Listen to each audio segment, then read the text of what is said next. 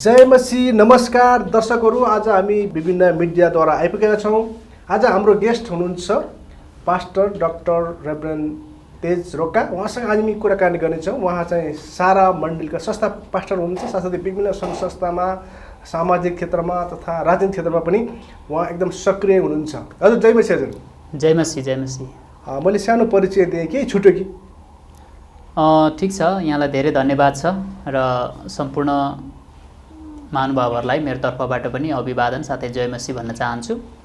र म अब प्राथमिक रूपमा चाहिँ प्रथम त म प्रभुकै सेवामा, चर्च सेवामै सुसमाचारकै कुरामा व्यस्त छु र त्योभन्दा बाहिर चाहिँ अलिकति माथि उठेर अब सामाजिक रूपमा चाहिँ राष्ट्रिय रूपमा पनि हामी नेतृत्व गर्ने व्यक्तिहरूले कसरी प्रभाव छोड्न सकिन्छ भनेर विभिन्न सङ्घ संस्थाहरूमा पनि सहभागी भएर एउटा समाजको लागि समय दिइरहेको छु। त्यसै हिसाबमा मानव अधिकारसँग सम्बन्धित कुराहरू जस्तै फ्रिडम फर अल नेपाल भन्ने संस्था छ, त्यसमा म केन्द्रीय सचिव भएर त्यहाँबाट मानव अधिकारको पक्षमा काम गरिरहेको छु भने अर्को चाहिँ अब नेतृत्व विकास गर्नुपर्छ भनेर विभिन्न प्रकारले जस्तै होप बिल्डर इन्टरनेसनल भन्ने संस्था छ, त्यसमा पनि म चेयरम्यान भएर त्यहाँबाट पनि हामी काम गरिरहेछौँ भने त्यसै गरी सारा मिसनको न्यू मिसनरी बाइबल स्कुलदेखि लिएर रेडियोमा विभिन्न प्रकारले जसरी हुन्छ मानिसको जीवनमा अब रूपान्तरण ल्याउनुपर्छ, त्यो रूपान्तरण चाहिँ सत्यताको बलमा हुनुपर्छ भन्ने चाहिँ कुराले म त्यसैमा लागिरहेको छु। विभिन्न क्षेत्रमा लागिरहनु भएको छ, तपाईँलाई धेरै मानिसहरूले चिन्छन् देश विदेशमा। तर कतिलाई थाहा छैन तपाईँ कसरी चाहिँ प्रभु यीशु ख्रीष्टमा आउनुभयो भनेर, कसरी आउनुभयो वा कसरी सुन्नुभयो, कस्तो अवस्थामा हुनुहुन्थ्यो त्यो बेलामा? हस्, धेरै धन्यवाद छ। भर्खरै हामीले हाम्रो चर्चको सिल्भर जुब्ली हामीले सम्पन्न गऱ्यौँ अनि त्यो बेलामा हामीले एउटा स्मारिका पनि निकालेका छौँ र त्यो स्मारिकामा पनि केही कुराहरू उल्लेख गरिएका छन्। सायद कतिको हातमा त्यो पुगेको हुनसक्छ।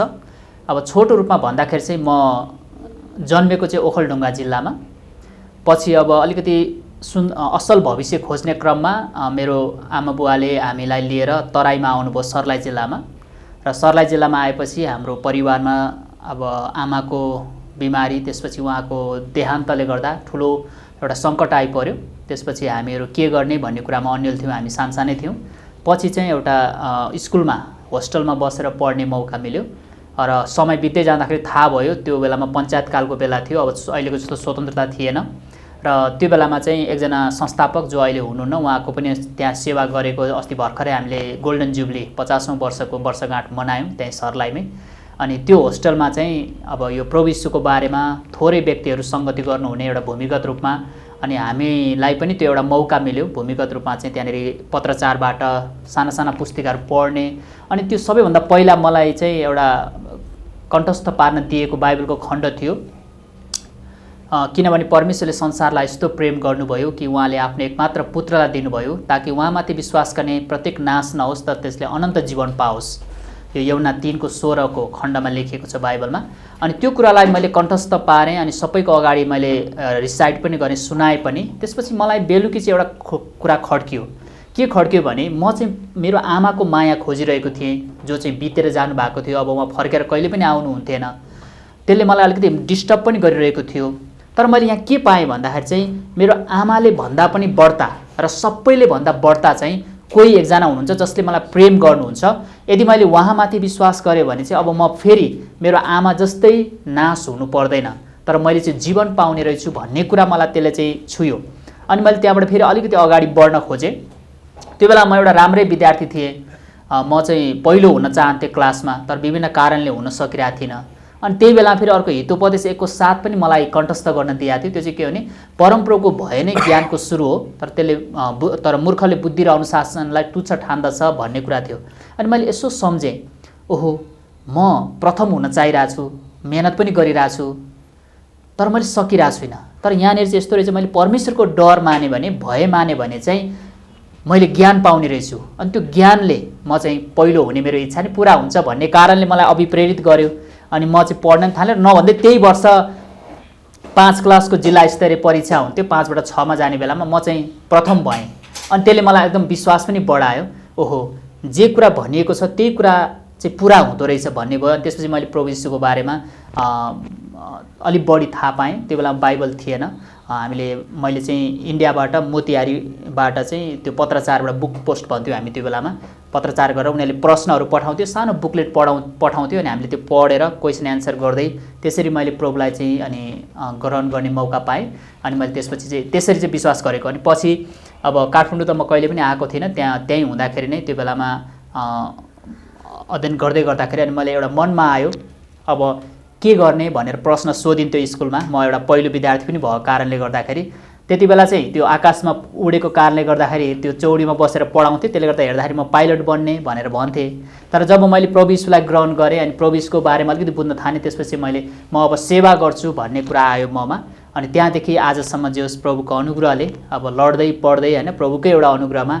सेवा गर्दै आएको छु र आज तपाईँहरूसँग नि बोल्ने मौका पाएको छु तपाईँले एउटा कार्यक्रममा होइन 25औं वर्ष तपाईँको मण्डलीबाट गाँठमा मलाई चाहिँ कुनै बेलामा येशू कृष्ण पाउनुभन्दा अगाडि आमा टोकुवा भनेर चाहिँ मानिसहरूले सम्बोधन गर्छन् भनेर तपाईँले त्यो शब्द प्रयोग गर्नुभएको थियो हजुर त्यसको केही कुरा बताउनुहोस् किन भन्नुभएको थियो त्यो बेलामा हजुर अब जीवनको यो भोगाइ रहेछ होइन जीवनलाई हेर्ने र अनुभव गर्ने अनुभूति गर्ने विभिन्न कुराहरू हुँदो रहेछन् जब म सानो थिएँ त्यति बेला मेरो आमा बित्नु भएपछिलाई अब हामीले आफन्तहरूको सहारा खोज्यौँ होइन हाम्रा नातादाहरूले हामीलाई मद्दत गर्लान् कि अब भन्ने खालको तर त्यो बेलामा चाहिँ अब उनीहरूको यस्तो खालको बुझाइ भयो सायद त्यो एउटा अशिक्षाको कारणले पनि होला अहिले मलाई लाग्छ अशिक्षाको कारणले पनि होला अनि अब हामी सम्पन्न भएको भए त सायद त्यो भन्थेनन् होला तर अब अशिक्षाको कारणले त्यो कारणले गर्दाखेरि अब कतिचोटि चाहिँ उहाँहरूको छोराछोरीसँग पनि खेल्नलाई नदिने अनि अब त्यो एउटा सायद अलिकति अब यो धार्मिक आस्थाबाट अलिकति प्रशिक्षित भएको कारणले गर्दा एउटा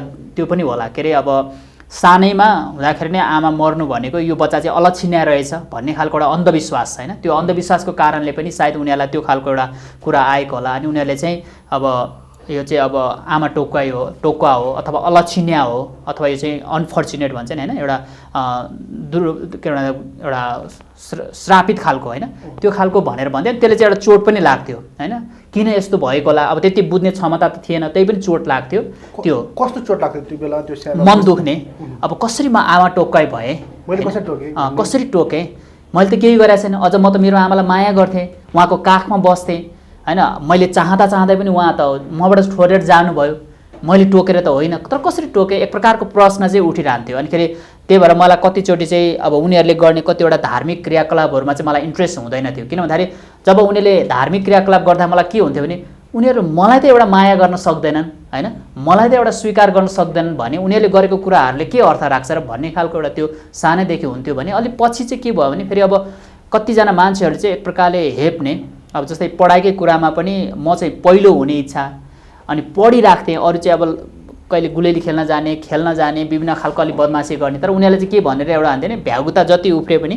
कानला मुनिको मुनि नै हो भनेको मतलब जति पढे नि के हुन्छ र हुन सक्ने केही होइन क्यारे अथवा तेरो त के छ र न सपोर्ट छ न ब्याक सपोर्ट छ न फ्यामिली छ न केही छ के पनि त हुँदैन जति घोटिए नि के हो र भने जस्तो एक प्रकारले हेपेर होइन त्यो खालको कुराहरू नि त्यसले चाहिँ के हुन्थ्यो नि झन् त्यतिखेर चाहिँ चित्त दुख्थ्यो तर एउटा इख पनि हुँदो रहेछ क्या एउटा पोजिटिभ रूपमा होइन मलाई त्यसले यस्तो भन्ने म त यो गरेरै देखाउँछु भने जस्तो त्यो कारणले नि हुँदो रहेछ त्यसले त्यो खालको कुराहरू चाहिँ फेस गरे हो मैले तपाईँको मम्मी चाहिँ भन्नु आमा चाहिँ कसरी बित्नु भयो थियो केही छ अलिअलि सम्झना छ खासै मलाई त्यति धेरै सम्झना त छैन तर अब कस्तो थियो भने उहाँ अब हामी तराईमा हुँदाखेरि अब त्यही हो घरयासी कुराहरूमा उहाँ एक दिन घाँस काट्न जानुभएको थियो मलाई सम्झना भएसम्म अब त्यो बेलामा डोको बोकेर अब के अरे आली खेतको आलीहरूबाट जानुपर्ने तर उहाँ अब घाँस लिएर फर्किँदाखेरि चाहिँ अब त्यो तराईमा त अब धान हुने भएको कारणले गर्दाखेरि त्यो मुसाहरूले खनेर आलीहरू त पाल पर्या हुन्छ नि त अब भित्र पाल हुन्छ माथि हिँड्दाखेरि अब खुट्टा भाँसिन्छ नि त होइन त्यो भएपछि उहाँको नि एक दिन के भयो भने घाँस लिएर आउँदै गर्दाखेरि आलीमा चाहिँ अब त्यही मुसाको दुलोमा खुट्टा पसेर खुट्टा मर्क्यो न्यु चाहिँ त्यही नै हो मैले थाहा पाएको न्यु त्यही हो तर त्यहाँबाट के भयो भने त्यो खुट्टा कहिले सुनिने कहिले निको हुने अनि अब त्यो बेला त्यहाँ होल त्यो उसमै हस्पिटल थिएन गयो भने एकैचोटि वीरगन्जभन्दा उता बोर्डर कटेर डङ्कलमा जानुपर्ने थियो अनि उपचार पनि खासै भएन तर अब धामी झाँक्री लगाउने अब के गर्ने भाकल गर्ने यस्तै कुराहरूमा 2 वर्ष चल्यो आमा बिरामी नै हुनुभयो हामी अब सानै थियौँ तर पछि 2 वर्षपछि चाहिँ अब उहाँ अन्तिममा केही पनि उपाय लागेन उहाँ बित्नु भयो उहाँले राम्रो हुन त उपचार पनि पाउनु भएन त्यस्तो हस्पिटलहरू लाने अवस्था नि भएन र अब धामी झाँक्रीकै भरमा रह्यो 2 वर्षसम्म तर अब त्यहाँबाट पनि केही नभएपछि अन्तिममा उहाँ बित्नु भयो कारण चाहिँ त्यही एउटा न्युज चाहिँ त्यस्तो थियो तर अब अरू भित्री कारणहरू तपाईँहरूलाई पनि थाहा भएन, के पत्ता लगाउन पनि सकिएन होइन, त्यस्तो खालको भयो त्यो चाहिँ। त्यसपछि अब तपाईँहरू अब आमा बितेपछि त एक प्रकारले चाहिँ होइन अब मानिसहरूले भन्ने कुरा छँदै थियो, सङ्घर्ष कस्तो रह्यो? सङ्घर्ष चाहिँ कस्तो रह्यो भने अब मेरो आफ्नै जीवनमा हुन चाहिँ हामी अब मध्यम वर्गकै परिवार हो, तर अब कस्तो भयो भने हाम्रो बुवाको दाजुभाइहरू र बुवासँग हुँदाखेरि चाहिँ अब बुवाभन्दा दाजुभाइहरू अलिकति बढी नै चलाक भएको जस्तो देखियो। उहाँहरूले कतिवटा सम्पत्तिहरू एक प्रकारले अब अहिलेको जस्तो थुप्रै कुरा हुन्थेन, अलि बुवाबाट उहाँहरूले सम्पत्तिहरूलाई भनौँ न लिएर अब नदिएर अब बुवालाई एक प्रकारले अलिकति अप्ठ्यारोमा पारिदिएको अवस्था। त्यही हिसाबले गर्दाखेरि मैले चाहिँ एकदमै सङ्घर्ष गर्नु पऱ्यो, किन भन्दा अब आमा बित्नुभयो, त्यसपछि घरमा अब कोही थिएन, भाइ थियो होइन, अनि म आफैले खाना पकाउनु पर्ने, अनि भाँडा धुनुपर्ने, त्यसपछि फेरि स्कुल जानुपर्ने।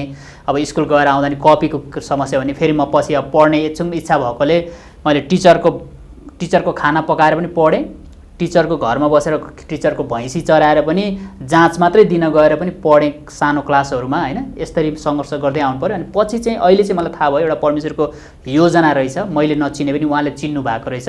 त्यसैले गर्दा म एउटा क्रिस्चियन व्यक्तिले सञ्चालन गरेको एउटा स्कुलमा होस्टलमा आएर बस्ने मौका पाएँ र अनि त्यहाँबाट चाहिँ मेरो यात्रा अलिकति अगाडि बढ्यो पढाइमा। त्यही पनि सङ्घर्ष गर्नु पऱ्यो, किन भन्दा त्यही होस्टेलमा पनि अब सबैको आफन्तहरू थिए, उनीहरूको अब हरेक वर्ष भेट्न आउँथे, पत्रहरू आउँथे, हुलाकी आउँदाखेरि हाम्रो चाहिँ पत्र पनि आउँदैन थियो, अब कसले लेख्ने कोही त थिएन होइन। अनि त्यो कारणले गर्दा एकदम सङ्घर्षशीलै भयो। अनि पढ्ने मन थियो, तर त्यो मनमा चाहिँ के हुन्छ नि, अब मेरो त कोही पनि छैन, कसले पनि हेर्दैन भन्ने खालको एकदम त्यो पीडा हुन्थ्यो। अनि फेरि पछि त्यसले गर्दाखेरि म 8 क्लासमा आइपुग्दाखेरि चाहिँ एकदमै अस्थिर पनि भएँ। म स्कुल छोडेर पनि हिँडेँ, अब त्योभन्दा बेटर ठाउँ कहाँ होला सम्भावना खोज्दै फेरि फर्केर आएँ, फेरि पनि पढ्न थालेँ। अनि एकदम एसएलसी दिने बेलासम्म चाहिँ एकदमै सङ्घर्ष भयो, अरूको ट्युसन पढ्न जाने, आफ्नो ट्युसन पढ्ने अवस्था पनि नहुने। त्यो कारणले गर्दाखेरि मैले धेरै सङ्घर्ष गर्नु पऱ्यो। तर पनि जे होस् परमेश्वरको एउटा अनुग्रह भयो। पछि म काठमाडौँ आएँ, काठमाडौँ आएपछि म फर्स्ट टाइम आएको थिएँ नयाँ पुरानो बस पार्क हुँदाखेरि।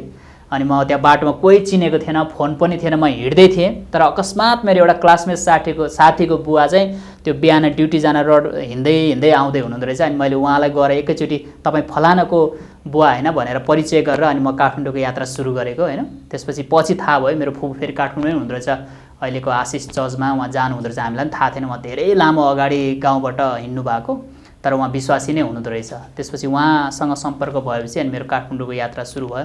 सङ्घर्ष धेरै भयो, कलेज पढ्दादेखि लिएर इभन मैले त मेरो जीवनमा मैले यस्तो पनि गरेको छु, एकचोटि सबै किताबहरू जलाएर भएको त्यहाँसम्मको सर्टिफिकेटहरू जम्मै जलाएर अब म पढ्दिनँ भनेर आइए पढ्ने बेलामा होइन, अब म पढ्दिनँ भनेर त्यसरी पनि म बसेको छु। तर अनि यतिसम्म भयो, अनि पछि फेरि होइन भनेर फेरि परमेश्वरमा एउटा अगाडि बढ्न थालेपछि चाहिँ गरेर मैले फेरि पढ्नलाई गरेको।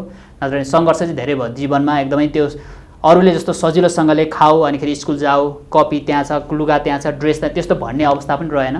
सबै कुराहरू अब त्यो गाह्रै हुँदो रहेछ होइन। एउटा अब आमा नहुनु, अनि फेरि आफ्ना भएका कुराहरू पनि अरूले खाइदिनु होइन, अरूले पनि अर्को व्यवहार गर्दाखेरि त्यो मान्छेको त्यो भोग्नेलाई मात्रै थाहा हुँदो रहेछ। त्यसै कारणले गर्दा पनि आज मैले फेरि त्यस्तै खालको नानीहरूलाई चाहिँ 2003 देखि झन्डै अब 17-18 वर्ष भयो अनि हेरिराखेको छु। जब पहिलोपल्ट तपाईँ काठमाडौँ छिर्नुभयो, के उद्देश्यको निम्ति आउनु? पढाइको लागि आउनुभएको थियो, कामको लागि आउनुभएको थियो, वा म केही गर्छु भन्ने के थियो उद्देश्य? वास्तवमै भन्यो भने काठमाडौँ आएको चाहिँ म भौतारेर आएको हो, किनभने म ठ्याक्कै 10 क्लासमा पुगेर टेकेका थिएँ। तर अब 10 क्लासमा पुग्दै गर्दाखेरि आफू राम्रो विद्यार्थी हो, तर राम्रो विद्यार्थी भयो नि त्यो राम्रो वातावरणै भएन। सबै साथीहरूको आफ्नो प्रकारको वातावरण थियो, मेरो थिएन। त्यसले गर्दा एकदम भौतारेर अब म पढ्दिनँ, बरु म अब कहीँ गएर काम गर्छु होइन, काम गर्छु, आफ्नो लाइफ गर्छु भन्ने हिसाबले नै खास भौतारेर हिँडेको हो। तर अब भौतारेर हिँड्दै गर्दा यहाँ आएपछि पनि एउटा परमेश्वरले मलाई समात्नु भयो भनौँ न। एक प्रकारले बाइबलको घटना याद हुन्छ, योना जस्तै भयो। अब योना भौतारिरहँदाखेरि माछाको पेटमा पुर्याएर भए पनि फेरि फर्काएर आफ्नो उद्देश्यमा ल्याउनु भएको जस्तै अब मलाई पनि परमेश्वरले फर्काउनु भयो र म फेरि बाध्य भएर आएर चर्चमा एकजना पास्टरकोमा बस्नु पऱ्यो। अनि पास्टरको कुकुरलाई चराउने, त्यहाँ पास्टर चर्च सफा गर्ने, त्यसपछि फेरि दिउँसो उहाँसँग सङ्गतिमा हिँड्ने खालको भयो। त्यही क्रममा त्यो खासै भौतारेरै आएको हो। एउटा उद्देश्य भन्दा पनि त्यो बेला नागरिकता पनि बनेको थिएन, एसएलसी पनि पास भएको थिएन, केही पनि थिएन, भौतारेरै काठमाडौँ आएको हो। तर त्यो भौतारेकै अवस्थामा परमेश्वरले मलाई सम्हाल्नु भयो। त्यो भौतारेको अवस्थामा तपाईँले सङ्घर्ष त गर्नु नै भयो पक्कै नै? हजुर हजुर हजुर। अब तपाईँ कोही पनि थिएन, अब एउटा चाहिँ एउटा केही न केही हुन्छ कि भनेर तपाईँले आउनुभयो। त्यो बेला चाहिँ अब त्यो साथीको बुवालाई भेट्नुभयो, त्यसपछि साथीको बुवाले के भन्यो, त्यसपछि तपाईँलाई उहाँले चाहिँ बस्ने व्यवस्था कसरी मिलाउनु भयो वा तपाईँले कसरी आफ्नो व्यवस्था मिलाउँदै जानुभयो? होइन, उहाँलाई भेटेपछि उहाँले चाहिँ अब मेरो फुपूलाई चिन्नु हुँदो रहेछ। अनि मलाई उहाँले मेरो फुपू कहाँ पुर्याइदिनु भयो। अनि फुपू कहाँ पुर्याएपछि मैले खासै भेट्न चाहेको चाहिँ हाम्रो अहिले आशिष चर्चको पास्टर डाक्टर सुन्दर थापालाई हो। तर उहाँ त्यो बेलामा यहाँ हुनुहुन्थेन, उहाँ चाहिँ अब देश बाहिर हुनुहुँदो रहेछ। पढाइकोमा चाहिँ सिलसिलामा, त्यसले गर्दा उहाँलाई भेट्ने मौका भएन। त्यसपछि म एकजना पास्टरकोमै बसेँ, किनभने कसैले पछि भनिदिएको रहेछ हामी कहीँ पढ्नेले यो चाहिँ अब प्रोमा राम्रो छ। अब त्यो बेला मैले बत्तिसमा त लिथिनँ, तर पनि म राम्रो थिएँ प्रोमा, प्रोको वचन सङ्गतिहरू सञ्चालन गर्ने, अब बोल्ने, त्यो कुराहरू राम्रै थियो। त्यसले गर्दा उहाँलाई पनि सहयोगी चाहिएर चाहिँ भर्खरै सङ्गति सुरु भएको कारणले अनि म त्यहाँ बसेर अनि त्यहीँ बत्तिसमा लिएर अनि म चाहिँ त्यहाँ सेवाकाई गर्दै रहेँ। अनि पछि त्यही सेवाकाई गर्ने क्रममा फेरि मलाई एकदमै अब अलिकति प्रार्थना धेरै भएपछि रात्रि प्रार्थना भइराखेको बेलामा चाहिँ एउटा प्रभुको आवाज पनि आयो। अनि म फेरि फर्केर त्यही वर्ष ग्याप नगरिकन म एसएलसी दिन गएँ। तर अब एसएलसी दिनलाई इन्ट्री थिएन, किनभने मैले पुरै पढाइ ग्याप गरेको थियो। तर पनि अब पहिलाको राम्रो विद्यार्थी भएकोले मलाई एक दुईजना साथीहरूले सपोर्ट गरेर टिचरहरूलाई कन्भिन्स गरेँ यसले पास गर्छ, यसलाई दिनुपर्छ भनेर। अनि मैले एसएलसी दिएँ। अनि एसएलसी जस एउटा प्रभुको अनुग्रहले पास भएँ। अनि त्यो प्रकारले सङ्घर्ष भयो र अनि म त्यहाँबाट चाहिँ अनिखेरि सेवाकाईमा र मैले फर्स्ट टाइम ट्रेनिङ लिएको भनेको चाहिँ अहिलेको यो बिलिभर्स चर्चको, पहिला त्यो बेला गस्पल फर एसिया भन्ने थियो, त्यसको प्रथम तालिम सुरु भएको थियो थापाथलीमा 2 महिनाको। त्यही तालिम लिएर मैले त्यहाँबाट अगाडि बढेँ। अब यो चाहिँ 1990तिरको कुरा हो। त्यो त्यसरी चाहिँ अगाडि बढे अवश्य एकदमै। तपाईँले अनि विवाहबारे कसरी गर्नुभयो? विवाह चाहिँ म पछि यहाँनिर नवीन चर्च भनेर अहिले पनि छ धापसीमा, पहिला लाजिमपाडमा थियो। अनि त्यही चर्चमा जान्थेँ र त्यहीँनिर चाहिँ के अरे भेट भयो। अनि भेट भएको 2-3 वर्षपछि चाहिँ अब एउटा समय आयो, त्यसपछि हामी त्यहाँनिर नै चर्चमा विवाह गरेको। अब विवाह गरेको नै अहिले अब करिब 26 वर्ष भयो। भनेपछि अनि विवाह गर्नुभयो, त्यसपछि सेवाकाई सुरु गर्नुभयो कि? हजुर, तपाईँको अब यो 25 वर्ष सेवा त मैले त्योभन्दा अगाडि नै गरिरहेको थिएँ, तर चर्च प्लान्टिङमा चाहिँ विवाहपछि गएको। विवाहपछि चर्च स्थापना 25औं वर्ष पनि मनाउनु भयो चर्चको। एउटा 25 वर्ष भनेको एउटै सेवामा लागिपर्नु ठुलो कुरो हो। हजुर। यसको सारा चर्चको 25 वर्षको यात्रा, त्यसपछि अब यो कसरी सुरुवात भयो, तपाईँले सङ्घर्ष कस्तो गर्नुभयो, के भोग्नुभयो, त्यो पनि सुन्नु तपाईँको विस्तृत। अब चर्चको सुरु गर्दाखेरि चाहिँ त्यति बेला म क्याम्पस क्रुसेडमा सेवा गर्न लागेको थिएँ। अनि क्याम्पस क्रुसेडमा सेवा गर्दाखेरि त्यहाँनिर विभिन्न डिपार्टमेन्टहरू थियो। एउटा डिपार्टमेन्ट चाहिँ के थियो भने जिजस फिल्म र कम्युनिटी सेवा भनेर थियो। त्यो बेला चाहिँ अब जिजस फिल्म लिएर जाने प्रोजेक्टहरू अनि देखाउने, अनि त्यो कम्युनिटीमा सुसमाचार सुनाएपछि मान्छेहरूलाई फलोअप गर्ने कुरा थियो। अनि म चाहिँ त्यो कम्युनिटी सेवामा परेको थिएँ।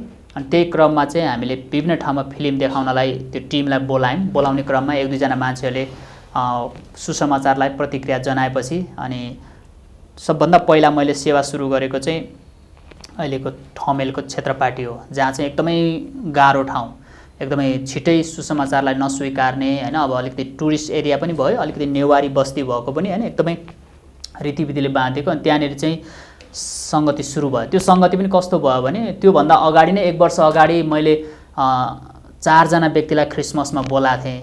अनि 4 जना व्यक्ति आएको थिए, यो बालुजुबाईभन्दा धेरै माथिबाट विभिन्न खालको। अब 1 जना तमाङ हुनुहुन्थ्यो, अर्को 2 जना दमाई हुनुहुन्थ्यो, अर्को यस्तै विभिन्न खालको थियो। त्यो बोलाएको थिएँ, तर क्रिसमसपछि उनीहरू कहिले पनि फेरि आएनन्। अनि तर पछि चाहिँ के भयो भने उहाँहरू नआउँदाखेरि म चाहिँ प्रार्थना चाहिँ गरिरहेको थिएँ।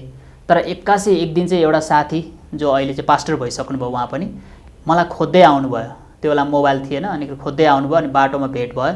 अनि भेट भएपछि अनिखेरि म नि तपाईँले भनेको प्रार्थनामा आउन चाहन्थेँ, तर अब तपाईँ कहाँ हो, के हो, कसो। अनि त्यसपछि त्यही व्यक्तिहरूसँग लिएर अनिखेरि यो सङ्गति सुरु भएको पहिलो सङ्गति चाहिँ, त्यो सङ्गति अहिले छँदैछ। मित्र मण्डलीको नामबाट त्यो चलिरहेछ। एकजना मेरो साथीले नै त्यहाँ सेवाकाई हेर्नुहुन्छ।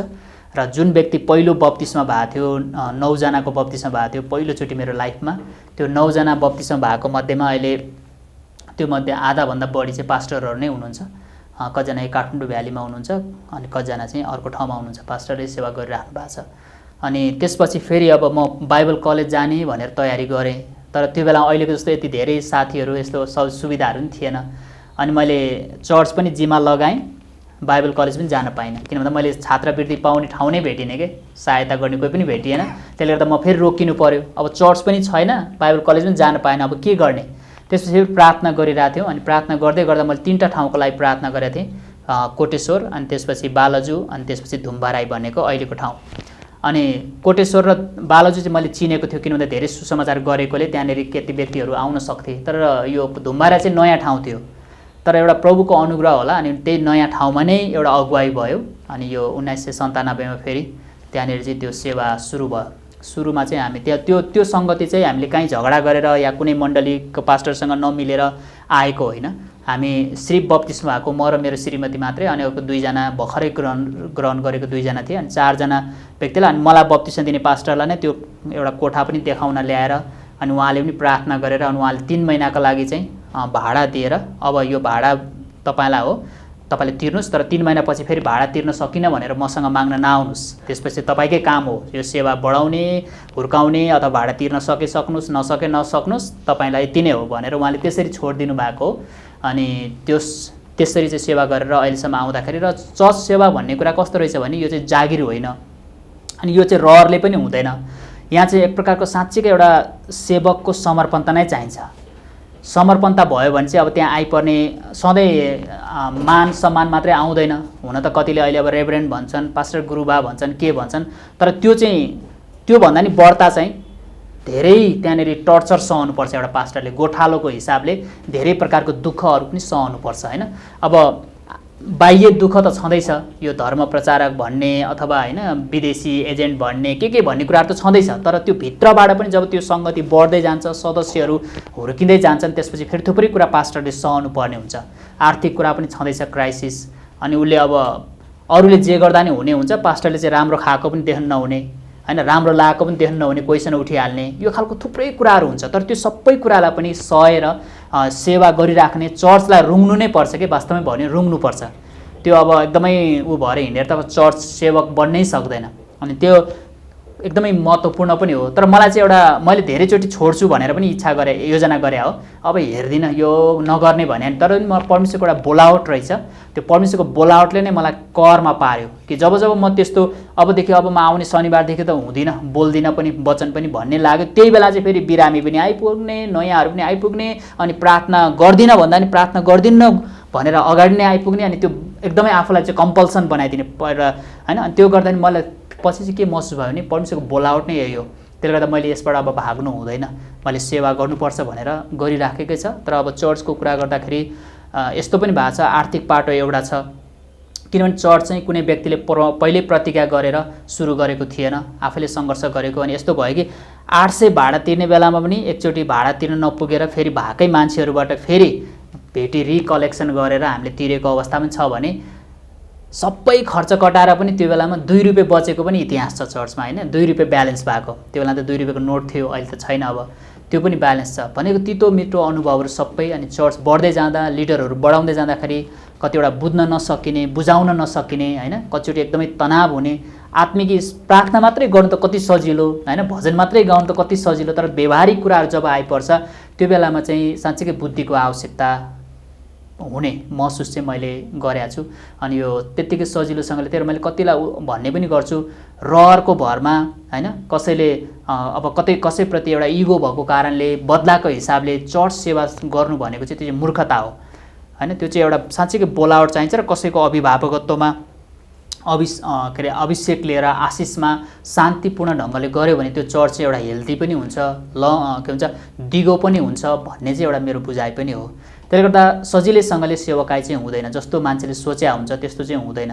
अब कहिलेकाहीँ अहिले अब हेर्दा देखिन्छ नि होइन, अब गाडी पनि चढिरहेको हुन्छ, लुगा नि राम्रै लगाइरहेको हुन्छ, देश विदेश पनि गइरहेको हुन्छ, तर त्यो त सुरुमै पाएको त होइन नि, 30औं वर्ष त त्यसकै लागि खर्च गर्छ। एउटा सरकारी जागिर खाएको भयो नि 20 वर्ष 18 वर्षमा त पेन्सन पाक्थ्यो होइन, सुविधा आउँथ्यो, सम्मान पनि आउँथ्यो भने सेवकाईमा नि वर्षौँ लागेपछि उसले त्यो कतिवटा सुविधा अथवा आशिषको उपभोग त पक्कै गर्छ होइन।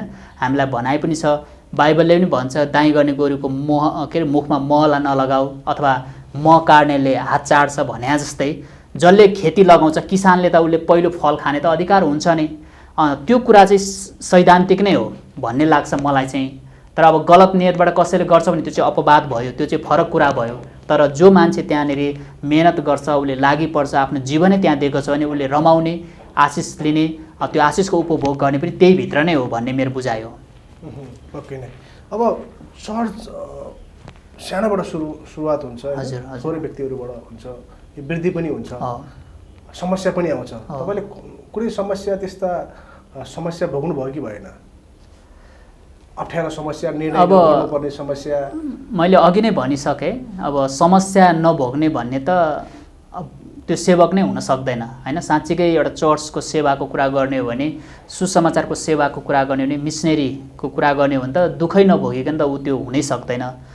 अब दुःखलाई कसरी लिने भन्ने कुरा चाहिँ महत्त्वपूर्ण हो हैन। कति मान्छेहरूको के हुन्छ भने सानो दुःख आयो भने ऊ त्यत्तिकै आत्तिएर हैन सबै कुराबाट ऊ चाहिँ यतिसम्म कि ऊ आफै निराश भएर भाग्ने कुरा हुन्छ भने कतिले चाहिँ त्यसलाई चाहिँ डाइजेस्ट गर्ने, त्यसलाई पचाउने हैन, त्यसलाई चाहिँ मनन गर्ने, त्यसलाई चाहिँ त्यसबाट पाठ सिक्ने र फेरि अगाडिको लागि राम्रो गर्ने कुरा नि हुन्छ। र मेरो जीवनमा पनि मैले गर्ने क्रममा पनि म कहिले पनि यो कुरामा यो घमण्ड गर्दिनँ कि म ठिक छु, म एकदम 100% मैले राम्रो गरेको छु होइन।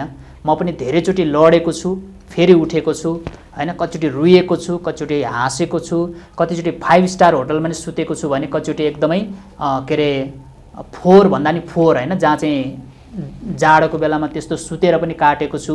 कतिचोटि पेटभरि खाएको छ भने कतिचोटि चाहिँ कति दिनको त्यो बासी खानेकुरा पनि बल्ल बल्ल मलाई पनि दिए हुन्थ्यो नि यो अलिकति खानेकुरा भन्ने अवस्थामा पनि पुगेको छु हैन। यी सबै कुराको अनुभव गर्ने मौका चाहिँ परमेश्वरले यो गएको अब 25-30 वर्षमा हैन एउटा क्रिस्चियन यात्रामा दिनुभएको छ। त्यसैले मलाई चाहिँ यो कुनै पनि कुराहरूमा घमण्ड गर्नुपर्ने छैन। परमेश्वरले मौका दिनुहुन्छ, त्यो मौकालाई हामीले समात्न सक्यौँ र त्यसलाई सही तरिकाले सदुपयोग गर्न सक्यौँ भने त्यसबाट हामी आफै पनि सन्तुष्ट र आनन्दित हुन्छौँ र परमेश्वरको त महिमा भइ नै हाल्छ भन्ने चाहिँ मेरो बुझाइ हो। अब चर्च वृद्धि सँगसँगै वृद्धि त पक्कै नै हुन्छ हजुर हैन। यो वृद्धि गर्नलाई तपाईँले अरू के गर्नुभयो? मतलब 25 वर्षमा त लामो तपाईँसँग अनुभव छ, यो 1 घन्टा 1.5 घन्टाले पुग्दैन यो वृद्धिको लागि चाहिँ तपाईँले के गर्नुभयो, कस्ता कदमहरू चाल्नुभयो? अब सुरुमै सङ्गति गर्दाखेरि मेरो आफ्नो भित्रको सपना चाहिँ के थियो भने एक दिन चाहिँ म यस्तो प्रकारले वचन बोल्न पाउनुपर्छ, एउटा त्यहाँ ठुलो हल हुनुपर्छ हैन, पोडियम अथवा पुलपिट हुनुपर्छ, त्यहाँ माइक हुनुपर्छ, म त्यहाँ उभिएर चाहिँ त्यो ठुलो मासलाई परमेश्वरको वचन बाँड्नुपर्छ भन्ने खालको एउटा सपना थियो। अनि त्यो सपना पुरा गर्नलाई अब के गर्ने भन्ने कुरा चाहिँ मैले सुरुदेखि नै जहिले नै यस्तो भयो, सायद परमेश्वरले पनि त्यसरी नै लानुभयो हैन। एउटा सानो कोठा लियो, अर्को साल चाहिँ योभन्दा अर्को डबल कोठा हुनुपर्छ है भन्ने एउटा कन्सेप्ट त्यो रह्यो, त्यही आधारमा चाहिँ त्यहाँ प्रयास गरियो। अर्को चाहिँ जति धेरै हामी बिउ रोप्छौँ त्यति नै धेरै हामी कटनी गर्न सक्छौँ भन्ने कारणले चाहिँ सुसमाचारलाई बढीभन्दा बढी प्रचार गरियो। त्यसले गर्दा के हुँदो रहेछ भने त्यो स्वाभाविक रूपमै त्यो प्रतिफलहरू चाहिँ धेरै आउने, अनिखेरि धेरैभन्दा धेरैलाई ग्रहण गराउने, त्यसपछि बप्तिस्मा पनि दिने, जसले गर्दा त्यो हुन्छ। त्यसको साथसाथै चाहिँ उनीहरूलाई कसरी चाहिँ बाइबल अध्ययन गराउने, बाइबल अध्ययन चेला बनाउने कुरा गऱ्यो भने चाहिँ उनीहरूले पनि फेरि अरू मान्छेलाई ल्याउँछन् हैन भन्ने खालको कुराले चाहिँ सुरुदेखि नै त्यो लाग्यो। अनि त्यो लागेको कारणले गर्दा चाहिँ प्रभुले एकदमै वृद्धि पनि गर्नुभयो। अनि त्यो वृद्धिलाई चाहिँ मैले कसरी लिन्छु भने अब फलहरू छ नि त, जस्तै अब आफैले ग्रहण गराएर, आफैले बप्तिस्मा दिएर, आफैले चाहिँ बाइबल तालिम दिएर, आफैले नै सेवा गर्नुपर्छ भन्ने कन्सेप्ट हालिदिएर आज उनीहरू नै मैले भन्दा पनि अझ राम्रो हैन, अझ ठुलो, अझ प्रभावकारी रूपमा उनीहरू सेवा गरिरहेको कारणले देख्दाखेरि चाहिँ त्यसलाई मैले वृद्धि नै मान्छु। अब सङ्ख्या पनि एउटा कुरा हो, तर त्यो सङ्ख्याभित्र हामी कसरी क्वालिटी हैन एउटा गुणस्तर प्रकारले वृद्धि गर्छौँ त्यसको लागि पनि अब त्यही हो प्रार्थना, प्रचार, त्यसपछि आएकाहरूलाई चाहिँ उनीहरूलाई चाहिँ चेलापनमा हुर्काउने कुरा र उनीहरूलाई पनि फेरि त्यही गर्नुपर्छ भनेर निरन्तर रूपमा अभिप्रेरित गरिराख्ने कुराले नै अब मण्डली वृद्धि हुन्छ भने मैले अर्को एउटा अनुभव गरेको चाहिँ के हो भने मण्डली वृद्धिमा यो चाहिँ हामीले गर्ने काम भयो। अर्को चाहिँ फेरि स्पिरिचुअल रूपमा चाहिँ जब मण्डलीमा हामी चङ्गाइको लागि प्राथमिकता दिन्छौँ हैन, अब मान्छेहरूलाई छुटकाराका लागि प्राथमिकता दिन्छौँ, अचम्मको कामहरूलाई आश्चर्य कर्महरूलाई चाहिँ हुनुपर्छ भनेर हामी विश्वास गर्छौँ र त्यसलाई चाहिँ के भन्छ कार्यान्वयन हुन दिन्छौँ। अनि त्यो कुराहरूले पनि मान्छेहरू जब निको हुन्छन्, छुटकारा पाउँछन्, उनीहरूको जीवनमा प्रार्थनाको प्रभाव देखिन्छ, त्यसपछि उनीहरू र उनीहरूको परिवार र उनीहरूले फेरि अर्कोलाई पनि गरेर चाहिँ मान्छेहरू चाहिँ ल्याउने, जसको कारणले गर्दा मण्डली चाहिँ फेरि वृद्धि हुन्छ। त्यो चाहिँ टेस्टिमनी एउटा साक्षी हुँदो रहेछ क्या। त्यसले गर्दा मैले चाहिँ के भन्छु भने जीवित मण्डली चाहिँ त्यही हो जहाँ चाहिँ परमेश्वरको वचनले दिएका जुन वरदानहरू छ त्यसको चाहिँ के हुन्छ, कार्यान्वयन हुन्छ। त त्यो वरदानहरूको चाहिँ अब अपरेसन हुन्छ होइन, त्यहाँनिर चाहिँ त्यसलाई चलाइन्छ।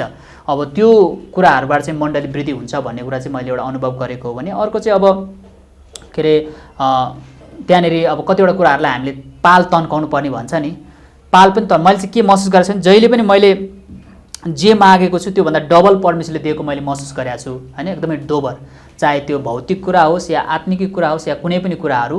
अनि त्यसको कुरा चाहिँ हाम्रो लिडरसिपको सोच पनि फराकिलो हुनुपर्ने। अब म होइन यतिमै रमाउँछु, यति नै गर्छु भने त्यतिमै रहन्छ होइन, म यसलाई तन्काउँछु भन्यो भने परमेश्वरले त्यो तन्काउने कुरामा चाहिँ निरन्तर रूपमा आशिष हुँदो रहेछ भन्ने कुरा चाहिँ मैले चाहिँ एकदमै महसुस पनि गरेको छु। त्यसले गर्दा त्यही कुराहरू हो विशेष गरेर अब मत्ती 28:18 देखि 20 जुन वचनको छ, दोस्रो तिमोथी 2:2 जुन छ होइन, त्यो कुराहरूलाई। अनि त्यसको साथसाथै एउटा एकदम महत्त्वपूर्ण कुरा मैले तपाईँहरू जसले यो सुन्नुहुन्छ र तपाईँहरूलाई मैले के भन्न चाहन्छु भने हामीहरूको मन चाहिँ येशूको जस्तै खुल्ला हुनुपर्ने होइन। हामीले दया पनि गर्नु पर्यो होइन, दिनु पनि पर्यो।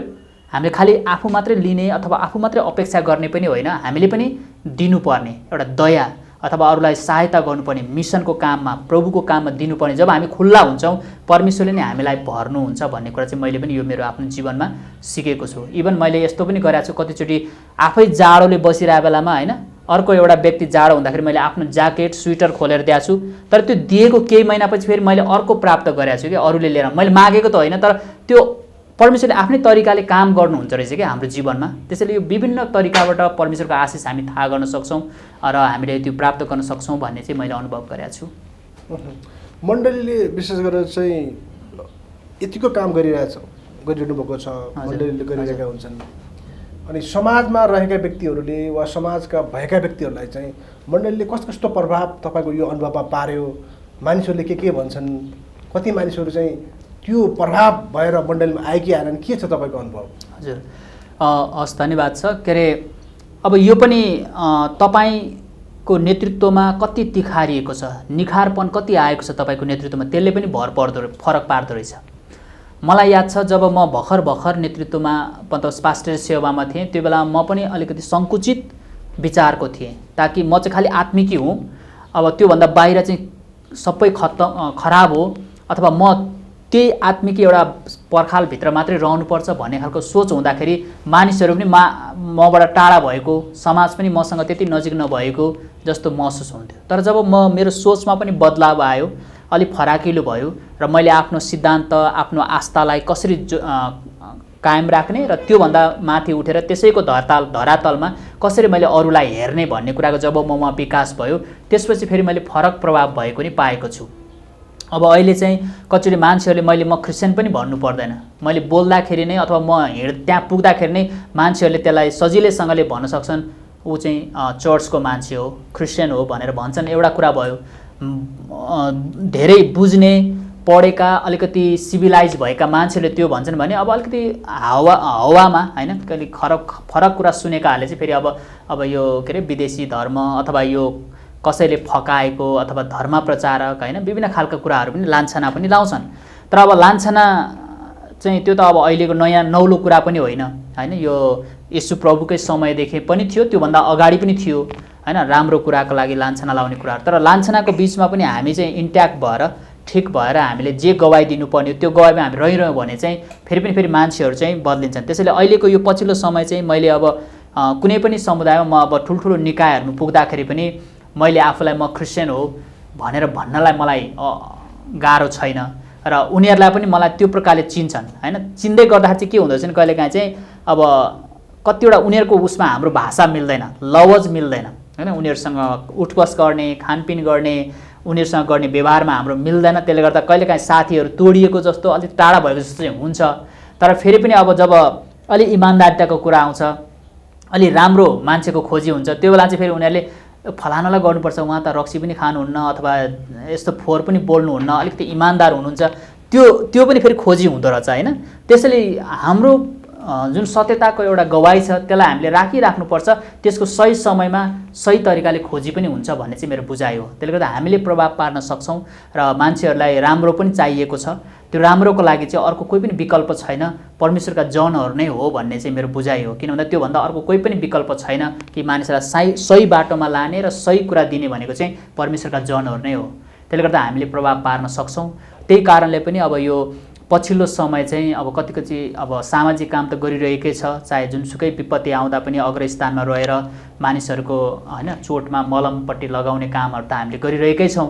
त्यसको साथसाथै हामीले कतिवटा नीतिगत रूपमा पनि हामीले प्रभाव पार्नुपर्छ भनेर नीति बनाउने कुराहरूमा पनि कसरी हाम्रा मान्छेहरूलाई पुर्याउन सकिन्छ भनेर पनि समाजमा घोलमेल हुनुपर्ने, समाजका कतिवटा नीति निर्माणका कुराहरूमा चाहिँ आफू चासो राख्नुपर्ने, त्यो बहसमा आफू पनि सहभागी हुनुपर्ने कुराहरूतिर पनि अहिले मैले धेरै पाउँछु। अहिले पछिल्लो समय नेपाली क्रिस्चियन समाजमा पनि धेरैजना त्यसरी लाग्नु भएको छ भने म आफै पनि अलिकति बढी चासो राख्ने व्यक्तिमा पर्छु आजकलको यो पछिल्लो दिनहरूमा। पहिला मण्डलीभित्र मात्र हाम्रो क्रियाकलापहरू र मण्डलीको घेराबन्दीमा वा पर्खालभित्र मात्र गर्नुपर्छ भन्ने धेरैको मान्यता थियो। हजुर। र अहिले चाहिँ मण्डली त्यो पर्खालभन्दा बाहिर गर्नुपर्छ, विभिन्न क्षेत्रमा पढ्नुपर्ने रहेछ, राजनीतिकमा, व्यवसायमा, अरू सरकारी जागिरमा चाहिँ यसरी लाग्नुपर्ने रहेछ भन्ने पछिल्लो समयको मण्डलीहरूले थाहा पाउँदैछन्, चाल पाउँदैछन् र गरि पनि रहेका छन्। यसलाई त तपाईँले कसरी हेर्नु भएको छ? कुनै बेला म आफै पनि त्यो खालको विचारमा थिएँ होइन। मतलब हामीले मण्डलीभित्रको सेवाकाई नै सबै कुरा हो, त्योभन्दा बाहिर हाम्रो काम होइन भन्ने खालको बुझाइ नै थियो। तर अब पछिल्लो समय त्यो कुरा परिवर्तन भएको छ, समय सँगसँगै परिवर्तन भएको छ। र परिवर्तन भए तापनि फेरि म के भन्न चाहन्छु भने वेदीको काम चाहिँ फेरि वेदीमै हुनैपर्छ होइन। वेदीको काम जहाँ चाहिँ परमेश्वरको आराधना हुने हो, जहाँ चाहिँ परमेश्वरसँगको एउटा भेट हुने हो, परमेश्वरसँग गर्नुपर्ने जुन प्रकारको एउटा समय खर्चने कुरा छ अथवा परमेश्वरलाई दिनुपर्ने आराधना छ, त्यो कुराको लागि चाहिँ वेदीमै हुनुपर्छ। त्यसमा कुनै कम्प्रोमाइज सम्झौता हुन सक्दैन। र त्यो बेसमा रहेर आराधनामय हृदय, आराधनामय जीवनमा रहेर, परमेश्वरको मूल्य र मान्यतामा रहेर हामीले जुन बाइबलमा पनि थुप्रै छ नि त प्रभु यीशुले गर्नुभएका सामाजिक कुराहरू होइन, त्यो कुराहरूलाई चाहिँ हामीले समाजमा लानुपर्छ, समाजभन्दा बाहिर आउनुपर्छ भन्ने नै बुझाइ बढेर गएको छ। अब यो बढ्छ नै। तर अब यो बढ्दै गर्दाखेरि मैले फेरि अर्को चिन्ताको विषय के पनि देख्छु भने फेरि कहिलेकाहीँ हुन्छ नि हामी चङ्गा चाहिँ मजाले उडाएर आउँछ लट्टाइबाट होइन, जान्छ मजाले जान्छ, हामी एकदम हेर्न सक्नेसम्म हेर्छौँ होइन।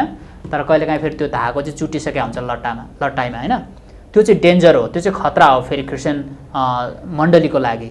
त्यो चाहिँ हामीले ख्याल गर्नुपर्छ। त्यसैले त्यसको लागि पनि जो व्यक्तिहरू चर्चको एउटा व्यक्ति हुँदाहुँदै पनि समाज सेवामा, राष्ट्र सेवामा, विभिन्न नीति नियम बनाउने कुराहरूमा, राजनीतिक रूपबाट पहुँच राख्ने कुरामा बाहिर जानुहुन्छ, उहाँहरूले एउटा आफ्नो आत्मिकी अभिभावक राख्नुपर्छ, आत्मिकी अभिभावक ग्रहण गर्नुपर्छ जससँग चाहिँ उनीहरूले सल्लाह लिन सकोस्, उनीहरूको सल्लाह सुन्ने हुनुपर्छ। जसले गर्दा उनीहरूको त्यो जुन एउटा गति छ त्यो गति चाहिँ चुडिँदैन, त्यो चाहिँ निरन्तर रूपमा एउटा के भन्छ मेयोमा रहेर गइरहन्छ भन्ने पनि बुझाइ हो। त्यसैले यो पछिल्लो समयमा अब किनभने जनसङ्ख्याको हिसाबले पनि नेपालको 77 जिल्लामा र प्राय सबै पालिकाहरूमा क्रिस्चियन नभएको त ठाउँ नै छैन। अब क्रिस्चियन सङ्ख्या बढिसकेपछिलाई स्वाभाविक रूपमै त्यो ठाउँमा हुने गतिविधिमा त त्यही जनता लाग्ने हो, चाहे त्यो क्रिस्चियन होस् या अरू कोही पनि होस् जसको त्यहाँ उपस्थिति छ त्यही नै लागेर त्यो समाजमा रूपान्तरणको काम गर्ने हो। त्यसले क्रिस्चियनकै बाहुल्य त त्यहाँ छ भनेपछिलाई क्रिस्चियन सहभागी नहुने त कुरै आउँदैन। नीति नियमको कुरा भनौँ, राजनीतिक गतिविधिमा भनौँ, सामाजिक गतिविधिमा सबैमा लाग्नै पर्छ। त्यसले गर्दा म त क्रिस्चियन हो, म त घरबाटै बाहिर निस्किन्न, चर्चको ढोकाबाट बाहिर निस्किन्न भन्नु भनेको त त्यो जस्तो महामूर्ख त अरू कोही हुन सक्दैन। त्यसले गर्दाखेरि पनि हामीले हाम्रो मूल्य मान्यता, हाम्रो सत्यतालाई, बाइबलको जुन आधारभूत प्रेरित सिद्धान्त छ त्यो कुराबाट त हामी विमुख हुनु नै हुँदैन, त्योसँग त हामी रहनै पर्छ। तर त्योसँगै रहेर पनि हामी होइन प्रार्थना गर्नेदेखि लिएर हामी सबै कुराहरूमा अझ हामीले राम्रो फाइदा चाहिँ के हुन्छ भने अरू धेरै मान्छेसँग त्यो खालको स्रोत छैन, बुद्धिको स्रोत छैन नि त। नीति बनाउँदाखेरि कुन कुरा भन्ने नभन्ने, कुन कुरा राख्ने नराख्ने भन्ने कुरा उनीहरू छैन, त्यसले धेरै जसो कपी गरे हुन्छ हैन विभिन्न ठाउँको अब के अरे संयुक्त राष्ट्र सङ्घको कतिवटा उसबाट युरोपियन युनियनको उसबाट कपी गरेर ल्याएर यहाँ उल्था गरेर त्यसलाई चाहिँ हाम्रो नीति नियम भनेर भन्ने गरेको पनि धेरै देखिन्छ। त्यसले गर्दा म्याचिङ हुँदैन। तर हामीसँग त प्रशस्तै बुद्धिका कुरा छन् नि बाइबलमा। त्यो बुद्धिको कुरालाई हामीले यदि हाम्रो मन मस्तिष्कमा चाहिँ भण्डारण गरेका छौँ भने त हामी ठ्याक्क त्यहाँ पुग्दाखेरि के हुन्छ, हामीले ती कुराहरूलाई त्यहाँ बिस्तारै लागू के अरे नीतिका कुरा बनाउने ठाउँमा हामीले योगदान दिन सक्छौँ। र भोलि गएर त्यहाँनिर के हुन्छ, त्यो चाहिँ एउटा परमेश्वरको बुद्धि अनुसारको नीति नियमहरू निर्माण हुन्छ, जसले गर्दा चाहिँ न्याय, शान्ति, धार्मिकता हैन एउटा एकता, समानता लिएर आउँछ। त्यसैले गर्दाखेरि पनि हाम्रा मानिसहरूलाई, अबका पुस्ताहरूलाई हामीले सही शिक्षा र मार्गदर्शन दिनुपर्छ भन्ने यो जिम्मेवारी चाहिँ चर्चले लिनुपर्छ र यसलाई बोध गर्नुपर्छ र यसलाई चाहिँ एकदमै प्राथमिकताका साथमा हामीले लगाउनुपर्छ भन्ने नै मेरो बुझाइ हो। यत्रो तपाईँको अनुभवबाट चाहिँ मैले यसो गर्दाखेरि चाहिँ अझै हाम्रो समुदाय वा हाम्रो राष्ट्र, हाम्रो मण्डली बढ्थ्यो, मैले चाहिँ यो गर्न सकिनँ चाहिँ भन्ने कहिलेकाहीँ लाग्दैन?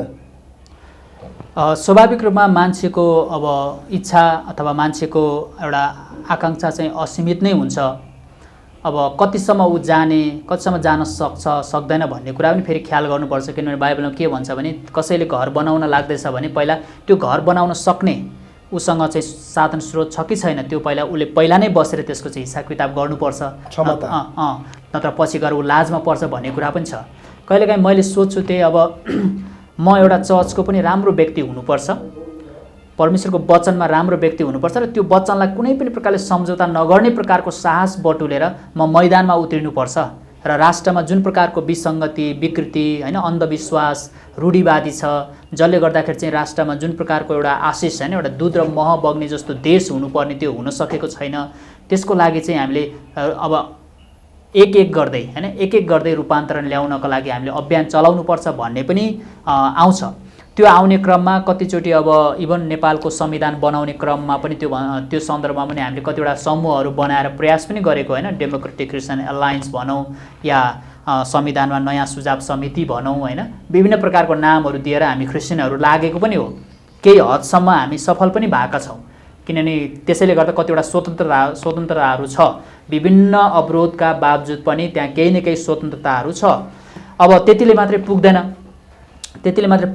त्यसैले गर्दा अझै पनि अब यो क्रिस्चियन कम्युनिटीमा पनि अब कुन प्रकारको समझदारी, एउटा आस्था त विश्वासी भयो, क्रिस्चियन भयो, तर एउटा अब राजनीतिक आस्था कस्तो हुनुपर्ने एउटा क्रिस्चियनको लागि, सामाजिक रूपान्तरणको लागि कस्तो खालको एउटा चाहिँ मान्यता उसले चाहिँ बोक्नुपर्ने भन्ने कुराको लागि पनि अब क्रिस्चियनहरूको बिचमा पनि बहस हुनुपर्ने, क्रिस्चियनहरूको बिचमा पनि एक प्रकारको प्रशिक्षण हुनुपर्ने र अलिकति एकीकृत हुनुपर्ने कुरा पनि आवश्यकता छ। र कति ठाउँमा चाहिँ अब यदि सम्भव भएन भने लाइन क्लियर गर्नुपर्ने आवश्यकता छ।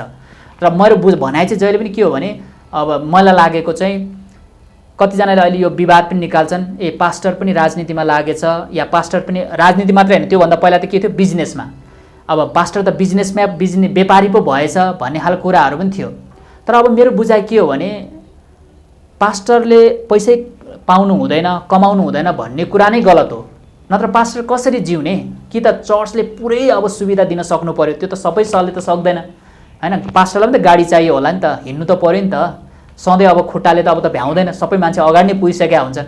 अब लुगा नि लाउनु पर्ला, अब उसका छोराछोरी पनि त अरूको छोराछोरी जस्तै पढ्नै पर्ला। त्यसले गर्दा पैसा नराम्रो होइन, तर त्यसलाई कसरी कमाउने भन्ने कुरा नि एउटा कुरा हो भने अब पास्टरले देशको कानुन बनाउने कुरामा हैन, राजनीतिलाई स्थिर गराउने कुरामा पनि लाग्नु हुँदैन भन्ने कुरा पनि होइन। तर के चाहिँ गर्ने आफ्नो प्राथमिकता भन्ने कुरामा चाहिँ फेरि त्यो व्यक्ति स्वयं नै, अरूले जजमेन्ट गर्नुभन्दा पनि आफैले स्वयं नै गर्नु पर्यो। यदि ऊ पास्टरको फुल टाइम सेवकको रूपमा रहने हो भने फेरि उसले अर्को काम गर्न भ्याउँदैन, ऊ पुरै पास्टर मण्डलीमै रहनुपर्छ। किन त हस्पिटल जानु पर्यो, विश्वासी घरमा जानु पर्यो, घरेलु सङ्गति जानु पर्यो, सबै कुरा गर्नु पर्यो। त्यसले गर्दा उसको के हो, तर ऊ पास्टर हो, पास्टरको रूपमा लिडरसिपमा रहन्छ र आवश्यक परे बेला उसले आफ्नो जिम्मेवारीहरू पुरा गर्छ। तर ऊ चाहिँ अब भन्छ नि होम चर्चको पास्टर होइन, विश्वासी भेट्नु पर्ने सधैँ हस्पिटल त्यो होइन भने चाहिँ ऊ अर्को काम गर्न सक्छ। उसले यदि उसको गिफ्टिङ छ भने उसले राम्रो व्यवसाय गर्न सक्छ, त्यहाँबाट आम्दानी गरेर ऊ सेवाकाईमा दिन सक्छ, आफ्नो परिवार पाल्न सक्छ। कानुन निर्माण गर्ने ठाउँमा उसले पहुँच राख्छ भने मान्छेहरूको जनताको सेवा त त्यहाँबाट हुन्छ नि त। कतिवटा सेवा त के हुन्छ नि चर्चबाट हुँदैन, पुलिस चौकीमा जानुपर्ने हुन्छ नि, पुलिस चौकीमा गएर बोलिदिनु पर्ने हुन्छ होइन, अदालतमा गएर बोलिदिनु पर्ने हुन्छ। त्यो कुराको लागि उसले छुट्याउनुपर्छ, उसको के हो। तर सबै कुरामा म वकिल पनि हुन्छु, म पत्रकार पनि हुन्छु, म पास्टर पनि हुन्छु, म राजनीतिज्ञ हुन्छु भन्यो भने चाहिँ त्यो चाहिँ फेरि खिचडी हुन्छ अनि अन्तमा कहीँ पनि पुग्दैन। त्यसैले त्यो चाहिँ छुट्याउनुपर्छ भनेर म भन्न चाहन्छु। अर्को कुरा चाहिँ के हो भने क्लियर, फेरि मलाई आफ्नो लागेको चाहिँ मेरो पहिलेदेखि के हो भने अब कतिले भन्छ नि अब बाहिरको डोनेसन नभई त सेवाकाई नै चल्दैन, चर्च नै बन्दैन, कति कुरा। मेरो बुझाइ चाहिँ फरक हो। पहिला चाहिँ दर्शन मसँग हुन्छ, योजना पनि मसँग हुनुपर्छ, त्यसपछि मैले त्यो दर्शन र योजना तपाईँहरूसँग बाँड्ने हो। बाँड्दै गर्दा तपाईँहरूमध्ये कोही चाहिँ ओहो यो दर्शन त राम्रो रहेछ, यो योजना राम्रो रहेछ, म त्यसमा सहभागी हुन्छु भनेर आउनुहुन्छ भने कुनै एकदम जटिल प्रकारको शर्त बिना आउनुहुन्छ तपाईँलाई वेलकम छ। चाहे तपाईँ स्वदेशको हुनुहोस्, विदेशको हुनुहोस् होइन, जहाँसुकैको क्रिस्चियन हुनुहोस्, अर्कै ब्राह्मण्डबाट आउनु भएको रहेछ भने वेलकम छ। तर तपाईँले नदिएसम्म म सेवाकाई गर्दिनँ, दिएपछि चाहिँ मेरो दर्शन बढ्ने हो भने चाहिँ त्यो चाहिँ रङ हो। फेरि कहिलेकाहीँ चाहिँ के भइदिन्छ भने आफ्नै प्यासनमा चाहिँ दर्शन बढ्दै बढ्दैन, तर कसैले प्रमिस गर्यो होइन, ल म तँलाई यति सहायता गर्छु त अगाडि बढ भन्यो भने चाहिँ मेरो दर्शन एकदम बढेर जान्छ, एकदमै म सगरमाथा नै एकैचोटि मेरो पोल्टामा ल्याएर हालिहाल्ने खालको होइन, मेरो दर्शन बढ्छ। तर त्यो चाहिँ रङ हो। त्यो प्रकारको कन्सेप्टबाट चाहिँ मान्छे मुक्त हुनुपर्छ। तर म आफ्नो सेवा प्रभुले दिएको गरिरहन्छु, तर मैले गर्दै गरेको काममा यदि कोही आएर साझेदार हुन चाहन्छ भने झुटो शिक्षा बाहेक वेलकम छ। म त्यसमा के भन्छ पारदर्शी भएर मेरो कामलाई अगाडि बढाइरहेको छु भन्यो भने चाहिँ हामी जुनसुकै अवस्था नै हाम्रो सेवालाई दिगो बनाउन सक्छौँ भन्ने चाहिँ मेरो बुझाइ हो। र त्यही क्रममा हामी गइराखेका पनि छौँ। हामीलाई कसैले दिँदा पनि ठिक छ, नदिँदा पनि हाम्रो चलिरहन्छ। दियो भने अलिक काम अझै बढाएर गर्छौँ, भएन भने हाम्रो जति साधन स्रोतले भ्याउँछ हामी त्यो गरि नै रहेका हुन्छौँ। त्यसैले यो सेवाकाई को कुराले चाहिँ सेवाकाई हाम्रो सबैभन्दा उत्तम हो अनि त्यो उत्तम कुराबाटै हामीले अरूलाई पनि राम्रो गर्न सक्छौँ भन्ने कारणले पनि हामीले त्यसलाई परिचालन गरिराख्नुपर्छ भन्ने हाम्रो नेतृत्वमा हुने पास्टर होस्, एल्डर होस्, डिकन होस् या अरू कुनै प्रकारले नेतृत्वमा होस्, हामी लिडरसिपमा हुनेहरूले त्यो कुराको के अरे विचारलाई विकास गर्नुपर्छ भन्ने लाग्छ मलाई चाहिँ। अब चर्चहरूले कस्तो कस्तो मुद्दालाई चाहिँ उठाउनु पर्ने हो यो समयमा? अहिलेको समय चाहिँ निर्वाचनको समय छ, अहिले देशको अवस्था अलि परिवर्तनशील छ, छिटो पनि परिवर्तन देशमा भइरहेको छ, अवस्था पनि त्यस्तै प्रकारको भइरहेको छ। अब चर्चले चाहिँ के गर्नुपर्ने, कस्ता कस्ता कुरालाई 1 2 3 चाहिँ यसरी मिलाउनु पर्ने हो, यो अलि मिलाउन नसकेको पनि देखिन्छ नि यो समयमा। हस्, धन्यवाद छ। सायद यो केही समय अगाडि हामीले एउटा दुईवटा प्रोग्राम पनि गरेका थियौँ, सायद तपाईँहरू कतिजना त्यहाँ हुनु पनि हुन्थ्यो होला, सहभागी हुनुहुन्थ्यो होला जस्तो लाग्छ। अब हुन त अहिले अब चर्चका कतिजना लिडरहरूले, विश्वासीहरूले धेरै ठुला कुरा गर्छन्, जुन कुरा चाहिँ सृजनात्मक पनि होइन, जुन कुरा चाहिँ आफ्नो अन्तस्करणबाट आएको पनि होइन, कसैले गरिराखेकै कुरालाई कपी गरेर भनेको जस्तो लाग्छ। अनि त्यो कुराले फेरि के भन्छ भने जुन जोगी आए पनि कानै चिरेको भने जस्तो जो आए पनि त्यही हो, खासै तात्विक फरक केही पनि हुँदैन। त्यसैले हामीले अहिले हेर्नुपर्ने चाहिँ मुख्य कुरा के हो भने बाइबलले आधारमा कुन कुरा चाहिँ मोरल हुन्, कुन कुरा चाहिँ इमोरल हुन्, अथवा कुन कुरा चाहिँ नैतिकवान हुन्, कुन कुरा चाहिँ अनैतिक हुन्। अब हामीले कानुन बनाउँदाखेरि कानुनले अभ्यास गरिरहेको कुराहरूमा कुन कुरा बाइबलले समर्थन गर्न सक्छ, कुन कुरा सक्दैन भन्ने कुरा चाहिँ चर्चमा स्पष्ट पारिनुपर्छ। जस्तै उदाहरणको लागि अब गर्भपतन होइन, गर्भपतनको कुरा छ। अब मान्छेले विभिन्न कारण दिन्छन् होइन गर्भपतनको, तर बाइबलले के भन्छ गर्भपतनलाई, त्यो कुरा हामीले ल्याउनु पर्यो नि त। चर्चले त्यो हो नि त, कानुनमा पनि अब कानुनले त त्यसलाई अब मान्यता दिइरहेछ, अब हामीले त्यो कानुनलाई स्वीकार्ने कि नस्वीकार्ने। अब एउटा साँचो बाइबल बिलिभिङ क्रिस्चियन हो भने त उसले त्यसलाई त स्वीकार्न सक्दैन त्यो कानुनलाई, गर्भपतनलाई। अब अर्को के छ के अरे सेम सेक्स म्यारिज भन्ने छ होइन, केटा विवाह गर्ने, केटी विवाह गर्ने, समलिङ्गी। अब बाइबलले त्यो कुरालाई मान्दैन हो। यस्ता कुराहरूलाई चाहिँ अब चर्चमा पनि प्रशिक्षित गर्नुपर्छ र चर्चका मान्छेहरू त कुनै न कुनै तवरले त अब अहिले त झन् यस्तो राम्रो मौका छ नेपालमा होइन, यो समावेशिकताको कारणले हरेक वार्डमा धेरैभन्दा धेरै मान्छे सहभागी हुन पाउँछन् कानुन बनाउने र कानुनलाई कार्यान्वयन गर्ने कुरामा होइन, नगरपालिकादेखि, वडादेखि, अब प्रदेशदेखि होइन, विभिन्न ठाउँमा। त्यसले गर्दा तपाईँले चाहेर पनि नचाहेर पनि तपाईँको चर्चको सदस्य त त्यहाँ हुन्छ। अब भर्खरै निर्वाचन भयो, मलाई लाग्छ यही निर्वाचनमा नि कति दलित महिला जो चाहिँ चर्चका विश्वासी हुनुहुन्छ उहाँहरू वडा सदस्यमा हुनुहुन्छ, कतिले जित्नुहुन्छ, कतिले हार्नुहुन्छ, तर हुनुहुन्छ। कतिजना वडा अध्यक्षमा, कतिजना मेयरमा, उपमेयरमा होइन, हामीले नाम सुनिरहेछौँ, थुप्रै क्रिस्चियनहरू हुन्छ। अब उहाँहरू त कानुन बनाउने ठाउँमा पुग्नुहुन्छ नि त। अब हो त्यो कारणले गर्दा चर्चको पास्टरहरूले, लिडरहरूले, बाइबल शिक्षकहरूले चाहिँ यस्ता विषयहरूमा पनि बाइबलले के भन्छ भनेर सिकाउनु पर्ने हुन्छ र उहाँहरूले फेरि त्यो शिक्षालाई ग्रहण गरेर कानुन बनाउँदाखेरि त्यो आधारमा बोल्नुपर्ने हुन्छ क्या। यो ठिक हो, यो बेठिक हो, यस कारणले बेठिक हो, यस कारणले ठिक हो, त्यस कारण यो कुरा हामीले राख्न सक्छौँ, यो कुरा राख्न सक्दैनौँ। भलै उसको बहुमत पुग्यो भने त त्यो पारित होला, पुगेन भने नि उसले आफ्नो कुरा त दर्ज गराउन पायो नि त होइन। उसले यो कुरा चाहिँ बेठिक हो है भनेर हो। यस्ता खालका मुद्दाहरू हामीले अब चाहिँ चर्चमा पनि चर्चले सिकाउनुपर्छ। चर्चमा त के उठाउने अलरेडी बाइबलले भनिदिएको छ, त्यसलाई चाहिँ हामीले बाहिर समाजमा लानुपर्छ भन्ने चाहिँ लाग्छ मलाई। किनभने ती कुराहरूले चाहिँ समाजमा विकृति ल्याउँछ, त्यो कुराहरूले हामी समाजलाई स्वस्थ बनाउँदैन। त्यो कुराहरूको लागि चाहिँ हामीले चर्चले चाहिँ ध्यान दिनुपर्छ। अर्को चाहिँ अब चर्चले कस्तो भने अब चर्च अहिले पनि नेपालमा अब भनौँ न कानुनी रूपमा वैधानिक भएको छैन। त्यो वैधानिक बनाउने कुराको लागि पनि चर्चले एउटा सकारात्मक रूपबाट पहल गर्नुपर्छ। त्यसलाई चाहिँ राजनीतिक मुद्दा नबनाइकन त्यसलाई चाहिँ एउटा सामाजिक दायराभित्रकै एउटा दायित्व हो, राज्यको एउटा दायित्व हो। हामी यही देशका नागरिक हौँ, यहीँका हौँ भन्ने खालको एउटा भान दिएर त्यो एउटा प्रभाव पारेर हामीले त्यस चर्चलाई पनि वैधानिक बनाउनुपर्छ र चर्चका कुराहरू चाहिँ वैधानिक रूपमा चाहिँ सञ्चालन गर्ने एउटा बाटो बनाउनुपर्छ भन्ने पनि लाग्छ। भने अर्को चाहिँ अब चर्चमा पनि कस्तो छ भने अहिले विभिन्न खालको ग्रुपहरू छन् त। चर्चकै लिडरहरूको बिचमा, विश्वासीहरूको बिचमा पनि अब थुप्रै ग्रुपहरू छ। अब कोही राजनीतिक पहुँच राख्ने भनेर, कोही सामाजिक काम गर्ने भनेर, कोही चर्चलाई चाहिँ एकीकृत गर्ने भनेर। त्यसले गर्दा कहिलेकाहीँ चाहिँ के भन्छ, सुसमाचारको समय काटेको हो कि सुसमाचारको समय चाहिँ कटौती भएको हो कि, जुन कुरा सुसमाचारमा फोकस गर्नुपर्ने तर अरू नै खालि बैठकमा, मिटिङमा यो ग्रुप रे त्यो ग्रुप रे होइन त्यो भइरहेछ। त्यसले त्यो कुराहरूलाई पनि अलिकति मिनिमाइज गरेर कसरी चाहिँ बरु क्रिस्चियनहरूले केही गर्ने हो भने चाहिँ अलिक एकीकृत भएर होइन, अब प्रदेश हिसाबले हुन्छ कि एउटा नगरपालिका हिसाबले हुन्छ कि अब एउटा राष्ट्रिय रूपमै हुन्छ कि, त्यो खालको एउटा वातावरण सृजना गर्न सक्यो भने चाहिँ हामीले बढीभन्दा बढी समय पनि सुसमाचारमा खर्च गर्न सक्छौँ। हाम्रा छरिएका साधन स्रोतहरूलाई पनि एकीकृत गरेर हामीले चाहिँ सही काममा प्रयोग गर्न सक्छौँ र राष्ट्रमै पनि हामीले निर्माणकै कुरामा पनि अब 4जनाले चारतिर रात बाँड्नु र 4जना मिलेर एक ठाउँमा जानु हो भने चाहिँ त्यसले ठुलो फरक पार्छ। अनि त्यस्तो कुराको लागि हामीहरू चाहिँ बहस गर्नुपर्छ, अलिक एकीकृत हुनुपर्छ र लाइक माइन्डेडहरू चाहिँ सकेसम्म एक ठाउँमा आएर सामूहिक रूपमा चाहिँ काम गर्नुपर्छ भन्ने चाहिँ मलाई लाग्छ। तपाईँ विभिन्न ठाउँमा पनि हुनुहुन्छ, तपाईँ महासङ्घमा रहेर पनि काम गर्नुभयो, अहिले तपाईँले एनसिएसमा पनि हुनुहुन्छ। अब एनसिएसको यो चाहिँ राष्ट्रिय भेला हुँदैछ, के छ तपाईँ अब एनसिएसमा केही पदमा आउने वा केही काम गर्ने के छ तपाईँको? अब एनसिएस सुरु भएकोदेखि नै म त्यहाँ सदस्य छु होइन। हाम्रो चर्च पनि त्यहाँ एनसिएसमा नेपाल क्रिस्चियन समाजमा सदस्य छ।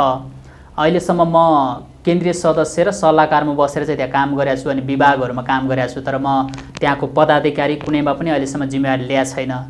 अब भर्खरै केही साथीहरूसँग भेट हुँदाखेरि उहाँले के भन्नुभयो भने तपाईँको अझै पनि उमेर छ, अझै पनि तपाईँ क्रियाशील हुनुहुन्छ, त्यसले गर्दा तपाईँ सल्लाहकारमा बस्ने होइन, तपाईँ चाहिँ अलिकति के अरे जिम्मेवारी लिनु पऱ्यो, पदाधिकारीमा आएर एउटा सेक्टर लिनु पऱ्यो भन्ने कुरा चाहिँ गर्नुभएको छ। तर अब यहाँ पनि कहिलेकाहीँ के भइदिन्छ भन्दाखेरि चाहिँ अब केही अग्रजहरूको सानो समूहले नै एउटा निर्णय गरिदिनुहुन्छ। अब त्यो अग्रजहरूसँग पहुँच राख्नुपर्ने हुन्छ। तर चाहिँ मेरो इच्छा चाहिँ के छ भने अब यदि म अलिकति सक्रिय भएर क्रिस्चियन समाजद्वारा केही गर्ने हो भने चाहिँ अब एउटा पदाधिकारीमा बसेर कुनै एउटा विभागलाई होइन नेतृत्व गरेर केही समय सेवा गरौँ कि भन्ने इच्छा छ।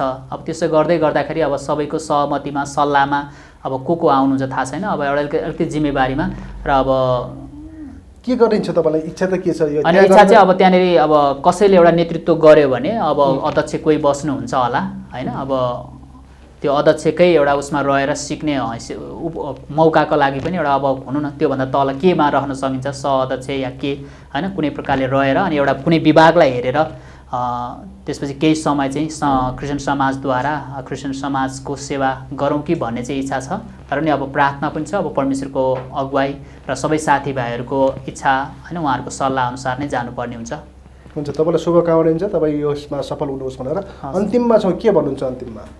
अब अन्तिममा चाहिँ के भन्छु भने हाम्रो देशमा प्रभुको सुसमाचारको काम बढेको छ, मण्डली एकदमै वृद्धि भएको छ। तर यो मण्डललाई एउटा सुव्यवस्थित होइन अलिकति अब बाइबलले कुराबाट नभड्किनका लागि र सही तरिकाले नेपाली क्रिस्चियनहरूको सही परिचय नेपाली समाजमा दिनका लागि चाहिँ नेपालमा भएका सबै अग्रज क्रिस्चियन सङ्घ संस्थाका अगुवाज्यूहरू र क्रिस्चियन मिडिया कर्मीहरू, अब मण्डलीका लिडर्सहरू, अब क्रिस्चियन सङ्घ संस्थाका लिडरहरू सबैले सचेत भएर प्रभुसँगको प्रार्थनाद्वारा आफ्ना कतिवटा स्वार्थहरूलाई पनि त्यागेर हामीले एकीकृत भएर हामीले आफै म पाएँ होइन, तर एउटा नम्र भएर प्रभुको मन लिएर हामीले सबैले मिलेर सामूहिक रूपमा हामीले काम गऱ्यौँ भने चाहिँ हामी सुसमाचारलाई पनि बढुवा दिन सक्छौँ, मण्डलीको छवि पनि हामीले कायम गर्न सक्छौँ, राम्रो छवि, र मण्डलीद्वारा हामीले चाहिँ यो देशमा राम्रो गवाई दिन सक्छौँ भन्ने चाहिँ यही म सबैलाई आह्वान पनि गर्न चाहन्छु। र अब म आफ्नो मेरो आफ्नो तर्फबाट र मेरो समुदायबाट पनि अब जे जस्तो कुराहरू गर्नुपर्छ त्यसको लागि म सधैँ तयारी छु भन्न पनि चाहन्छु। र सबैलाई यी आउने दिनहरूमा अब प्रभुको राज्य नजिक आउँदैछ, यो अन्तको समयहरू छ, यो बेलामा हामी बढीभन्दा बढी प्रभुको साक्षी दिने काममा र प्रभुको प्रेमद्वारा असल गर्ने काममा लागौँ भन्ने आह्वान गर्न चाहन्छु र सबैलाई शुभकामना दिन चाहन्छु। धन्यवाद। हुन्छ, तपाईँको समय र संवादको लागि धेरै धन्यवाद। जय मसीह। हवस्, धन्यवाद। जय मसीह। जय मसीह।